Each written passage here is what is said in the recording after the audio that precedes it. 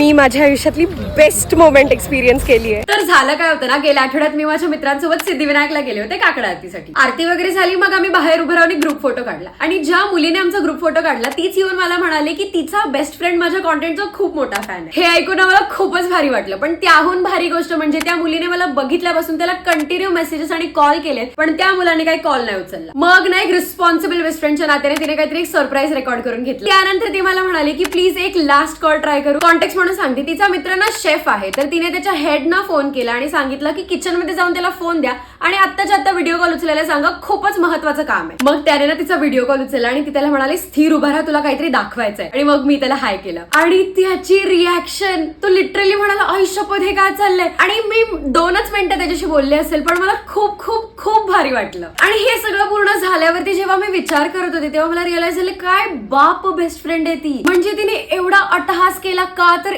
एका video call साठी किंवा फक्त त्याने त्याच्या आवडत्या कॉन्टेंट क्रिएटरला म्हणजे मला बघायला. आणि म्हणून मला असं वाटतं की